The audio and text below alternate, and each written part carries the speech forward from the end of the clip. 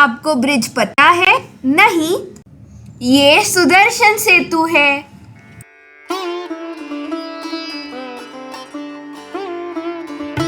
Hi friends, welcome back to the channel. पिछले वाले episode में आपने देखा कि हम द्वारकाधीश और रुक्मिणी माता जी के दर्शन करके होटल आ गए। इट्स 1 o'clock और हम एंजॉय करने वाले हैं स्नैक्स। हमने स्नैक्स में एंजॉय किया सैंडविचेस, फ्रेंच फ्राइज और लस्सी। दोपहर के 1 बजे हम लोग वापस होटल आ गए। 1-2 घंटा रेस्ट किया हम लोगों ने सम स्नैक्स भी एंजॉय किए, उसके साथ कोल्ड ड्रिंक एंजॉय की। रिलैक्स होने के बाद अभी 3:45 बज रहे हैं। हम लोग जा रहे हैं नागेश्वर धाम के दर्शन करने। उसके बाद हम लोग जाएंगे बेट द्वारका। बेट द्वारका का मंदिर दोपहर के 1 बजे से शाम के 5 बजे तक बंद रहता है, इसलिए हम लोग वापस आ गए और इवनिंग टाइम में दर्शन करने का हम लोगों का प्लान अभी हम एग्जीक्यूट करने जा रहे हैं। नागेश्वर धाम यहाँ से 17 किलोमीटर है। 17 किलोमीटर के लिए हमने सोचा कि हम हमारे कार से जाएंगे और फिर नागेश्वर ज्योतिर्लिंग के बाद हम जा रहे हैं बेट द्वारका। बेट द्वारका आई थिंक वहाँ से 22 किलोमीटर है। So let's go. हम नागेश्वर धाम जा रहे हैं जो अप्रॉक्सीमेट 18 किलोमीटर है, जिसके लिए गूगल बोल रहा है आधा घंटा लगेगा। नागेश्वर ज्योतिर्लिंग जाते वक्त हमें एक फाटक लगा जिसमें हमारे 10 to 15 मिनट्स वेस्ट हो गए। द्वारका से नागेश्वर ज्योतिर्लिंग जाने के रास्ते का कंडीशन कुछ खास नहीं है।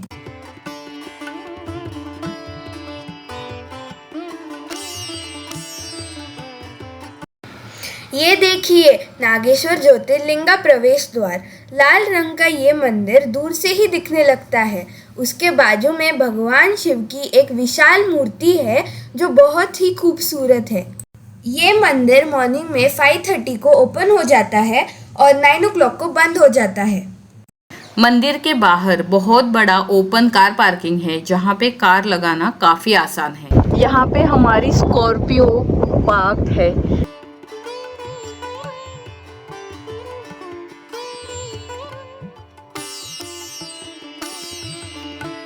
ये दर्शन की लाइन है। लेडीज़ और जेंट्स लाइन डिफरेंट हो जाते हैं। ये एंट्री पॉइंट है।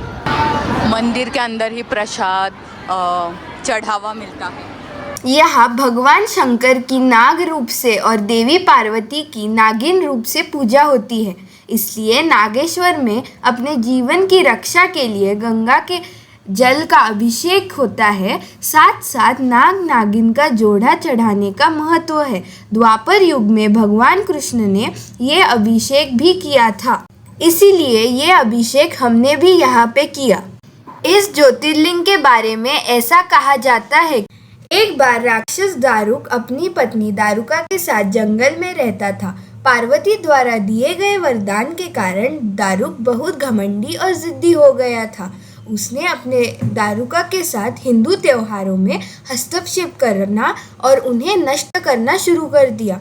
उसने शिव के महान भक्त सुप्रिय और कई अन्य लोगों को पकड़ लिया और उन्हें एक गुप्त काल कोठरी में कैद कर दिया। सुप्रिय हर दिन शिव पूजा करता था, रुद्राक्ष धारण करता था, ओम नमः शिवाय मंत्र का उच्चारण करने के अलावा प्रतिदिन पवित्र भस्म भी लगाता था।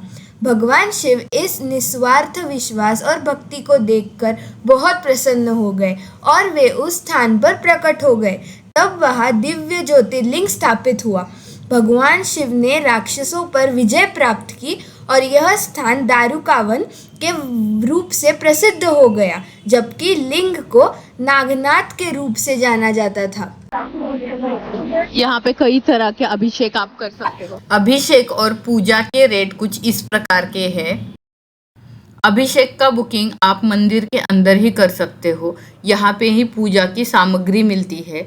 जेंट्स को पूजा करने के लिए, अभिषेक करने के लिए गर्भगृह में जाना है तो उन्हें धोती पहन के जाना पड़ेगा। और यहाँ पे अगर आप संकल्प पूजा करते हो तो चांदी के नाग अर्पण करने की प्रथा है। हमारे दर्शन अच्छे से हो गए, पूजा अभिषेक हो गया और हम बाहर आ गए और हमने यहाँ पे भगवान शिव का स्टैचू देखा। वो बहुत ही बड़ा एंड सुंदर था। सेम प्रेमाइसेस में ये स्टैचू के सिवा गार्डन भी है। ये 2 प्रमुख अट्रैक्शन मंदिर के प्रेमाइसेस में है।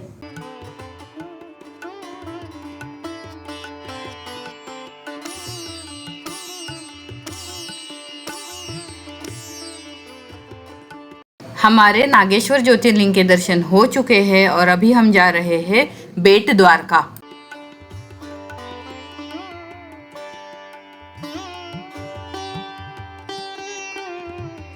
नागेश्वर ज्योतिर्लिंग मंदिर के तुरंत ही बाद कुछ 2 से 3 किलोमीटर वाला ये ऑफ रोडिंग वाला रास्ता आता है। जब आप बेट द्वारका जाते हो, ये ऑफ रोडिंग वाला रास्ता ये स्कॉर्पियो का रास्ता है। अब आया स्मूथ रास्ता। बेट द्वारका यहाँ से 10 किलोमीटर की दूरी पे है। Hey look at one more big daddy, but that big daddy is from Gujarat. Continue on Gujarat State Highway 6A for 5 kilometers. 4.7 kilometre पे हम लोग राइट टर्न लेने वाले हैं और हम लोग कैच करेंगे Sudarshan Setu. Wow, look at that beautiful view. Oh my god, कितने सारे बोट्स हैं जो यहाँ पे पार्क किए हुए हैं। फाइनली हम लोगों ने वो राइट टर्न ले लिया और हमें सामने दिखाई दे रहा था Sudarshan Setu. Sudarshan Setu is a cable stayed bridge in India connecting Bet Dwarka island in the gulf of Kutch and Okha. The total length of this bridge is 2,320 meters. It was inaugurated on 25th February 2024. Width of this bridge is 27.2 meter. ये bridge 4 लेन है, उसके सिवा 2.5 metre का footpath है जो दोनों side पे है। इनके ऊपर कवर किया गया है वो है सोलर पैनल्स। वो शेड की तरह भी एक्ट होते हैं और इलेक्ट्रिसिटी भी जनरेट कर सकते हैं अप टू 1 मेगावाट। सुदर्शन सेतु ये और एक एग्जाम्पल है जिसे देख के हर एक भारतीय गर्व से बोलेगा कि मेरा देश बदल रहा है, देश आगे बढ़ रहा है। सामने दिखने वाले ब्यूटीफुल नज़ारे देखते देखते 2.3 किलोमीटर कब खत्म हो गए और ब्रिज खत्म कब हो गया और हम बेट द्वारका कब पहुंच गए ये पता ही नहीं चला। बेट द्वारका घूमने के लिए हम हमारी व्हीकल लेके नहीं जा सकते हैं। ब्रिज उतरने के बाद इमीडिएट ही बड़ा कार पार्किंग है, वहाँ तक ही हमारी गाड़ी जाती है। वहाँ हम लोगों ने हमारी स्कॉर्पियो पार्क की। बेट द्वारका में आने के बाद हम अपनी व्हीकल मंदिर तक नहीं ले जा सकते। यहाँ पे पार्किंग स्पेस है जहाँ पे हमें व्हीकल पार्क करनी पड़ेगी। हाँ, ये ऑटो जाती है यहाँ पे। इस तरह की इलेक्ट्रिक बैटरी वाली कार भी चलती है। इसमें बैठ के हमें हनुमान दांडी द्वारकाधीश टेम्पल जाना पड़ेगा। एक्चुअली द्वारकाधीश टेम्पल 5 बजे ही खुलता है। अभी टाइम हो रहा है 5:30, तो वहाँ पे काफ़ी भीड़ मिलेगी, इसलिए हम लोग पहला जा रहे हैं हनुमान दांडी। ऑटो रिक्शा में ट्रैवल करने का मज़ा ही कुछ और है। यहाँ पे काफ़ी तंग गलियाँ है।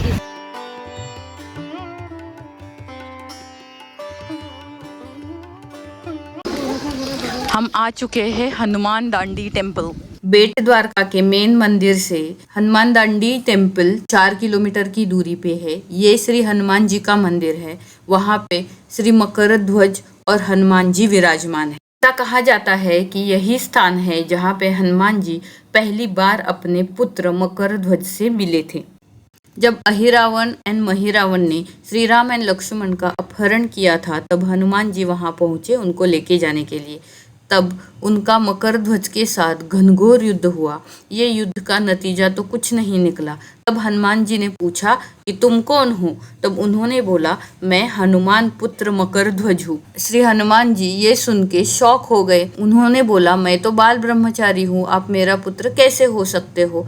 तब मकर ध्वज ने उन्हें इसके पीछे की कहानी बताई। जब हनुमान जी सीता माँ की खोज में लंका पहुँच गए थे, तब मेघनाथ ने उन्हें पकड़ के उनके पूंछ में आग लगा दी थी। तब हनुमान जी ने पूरी लंका जला दी थी। चलती हुई पूंछ को लेके हनुमान जी समुद्र के यहाँ पे आए, सो समुद्र के जल से अपनी पूंछ को शांत किया जाए। उसी टाइम पे उनके पसीने की कुछ बूंदें पानी में गिरी। वहाँ वो बूंदें मगरमच्छ में पी और उनको एक पुत्र पैदा हुआ जिसका नाम उन्होंने मकर ध्वज रखा। ऐसी भी मान्यता है कि ये मूर्ति कई सालों पहले एक समान हुआ करती थी और अभी मकर ध्वज की मूर्ति बढ़ रही है और हनुमान जी की मूर्ति धीरे धीरे छोटी होने लगी है। हम यहाँ पे हनुमान जी के दर्शन लेके धन्य हो गए। यहाँ पे हमने एक फ्लोटिंग स्टोन देखा जो हमने इससे पहले रामेश्वरम में देखा था। यहाँ के पॉजिटिव वाइब्स के बारे में मैं आपको क्या बताऊँ। जय श्री राम, जय हनुमान बोल के हम लोग इस मंदिर से बाहर निकले। हनुमान दांडी में हमारे हनुमान जी और उनके बेटे मकर ध्वज के दर्शन हो गए। हम आए हैं आशापुरा माता मंदिर। यह है आशापुरा माता मंदिर।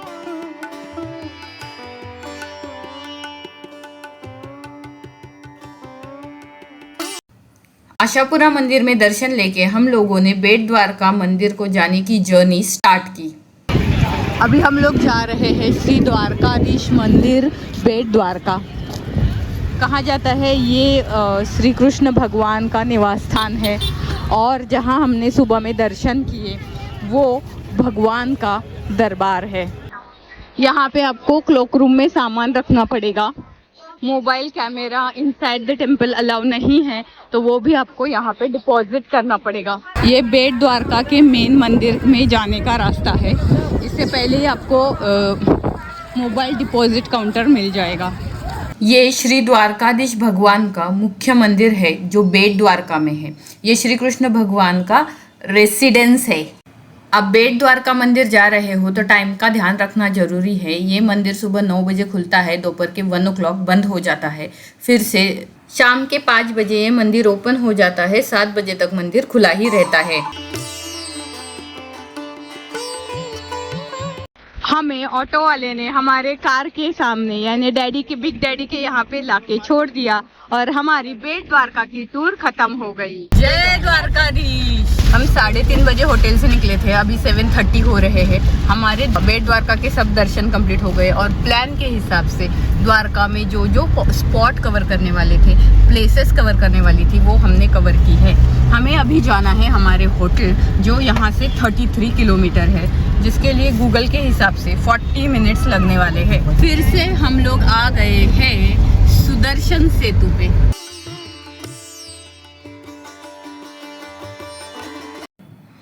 हम लोग द्वारका वापस जाते वक्त मीठापुर से आए तो वहां पे हमने टाटा केमिकल्स का बड़ा सा प्लांट देखा।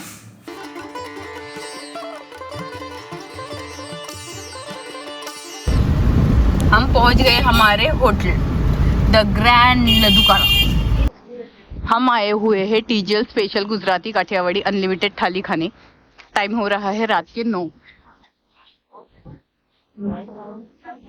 आज की थाली में रहेंगे मेनू ये और इसका कॉस्ट है 200 रुपीज। काठियावाड़ी रीजन में आए और काठियावाड़ी खाना नहीं खाया, थाली नहीं खाई तो ट्रिप मेरे हिसाब से कंप्लीट नहीं हुई। इसलिए हम लोग आए काठियावाड़ी थाली खाने। तो यहाँ पे हम लोगों को दिया है प्याज, ये गुड़, मिर्ची का अचार, संबारा, बता नहीं क्या है, छाछ।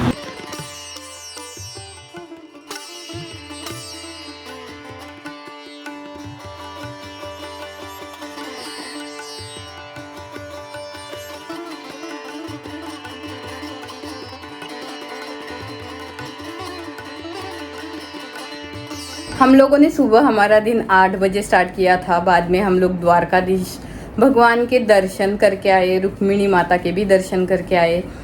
देन 1-2 घंटे का ब्रेक लिया, रिलैक्स किया, स्नैक्स एंजॉय करके हम लोग बेट द्वारका चले गए, नागेश्वर धाम चले गए। उधर से आने के बाद हम लोगों ने डिनर किया और हम लोगों का इंटरेस्टिंग डे अभी ख़त्म होने को जा रहा है। सो टाइम हो रहे हैं 10:30। हम लोग अभी सोने जा रहे हैं। ये ब्लॉग यहाँ पे एंड होने वाला है। कल हम लोग एक और नई एक्साइटेड जर्नी लेके आपके सामने आने वाले हैं। So stay tune. Thanks for your time.